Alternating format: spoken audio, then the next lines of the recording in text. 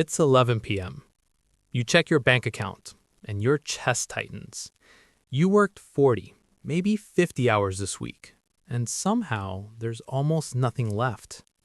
If you feel like you're one emergency away from financial collapse, this video's for you.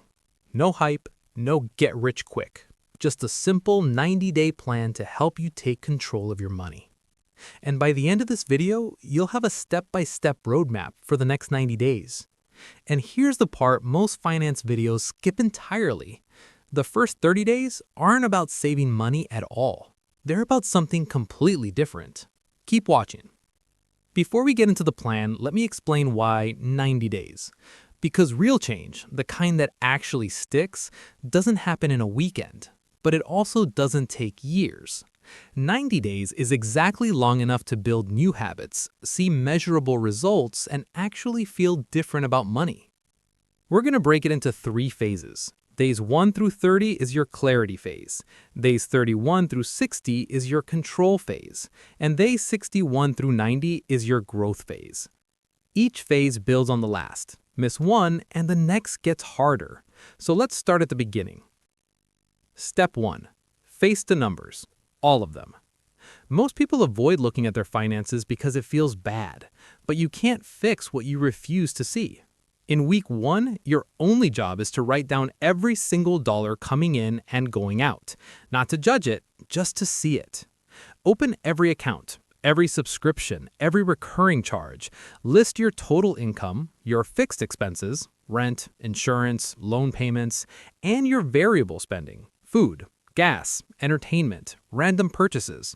Most people who do this for the first time discover at least one thing that genuinely shocks them. We'll talk about why that happens in a moment. Step 2. Find your money leaks. A money leak is any expense that keeps coming out, that you forgot about, never questioned, or simply got used to.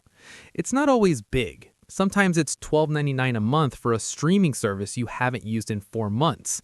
Sometimes it's $8 every weekday on coffee and lunch runs that quietly adds up to $160 a month.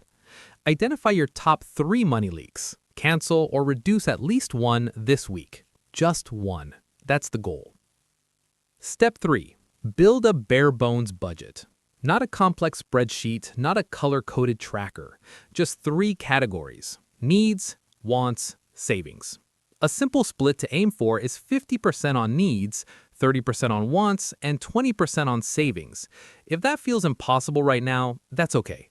Write down where you actually are first. Awareness is the foundation. Everything else is built on top of it. By day 30, most people feel something unexpected. Not stress, but relief. Because finally, you know exactly what's happening. And that knowledge is more powerful than any app or hack. Meet Michael. He's 31, earns $3,600 a month after taxes, works a steady warehouse job, and no matter how hard he tries, he can never figure out where his money goes. He's not going out every weekend. He's not buying designer stuff. He just runs out. When Michael finally sat down and tracked everything for 30 days, he found $310 going to subscriptions, gym memberships, streaming apps, a meal kit service he signed up for during a promotion and forgot to cancel. On top of that, another $190 was quietly disappearing on gas station snacks, vending machine runs at work, and fast food 3 or 4 times a week. He didn't overhaul his life. He canceled 5 subscriptions, started packing lunch 4 days a week, and suddenly had $400 extra every single month. That $400 became the engine for everything in phase 2. And this is where most people fail. Not because they don't try, but because they don't follow this step correctly. Step 4. Build your $1,000 emergency buffer. If you don't have at least $1,000 set aside for emergencies, every unexpected expense, a car repair, a medical bill, a broken appliance, becomes a debt event. This buffer is your financial shock absorber. Put it in a separate savings account. Label it emergency only. Don't touch it unless it's actually an emergency. Here's a mindset shift that changes everything. This $1,000 isn't money you're losing, it's insurance you're paying yourself. Step 5. Attack your highest stress debt. Not necessarily your biggest debt, not the one with the lowest balance, the one that's costing you the most, usually the highest interest rate. This is almost always a credit card. Take any extra money from your freed-up spending in phase 1 and put it toward this debt. Even $50 extra a month makes a difference over time. The goal isn't to pay it all off in 60 days. The goal is to stop it from growing and start shrinking it intentionally. Step 6. Automate the basics. Willpower runs out. Automation doesn't.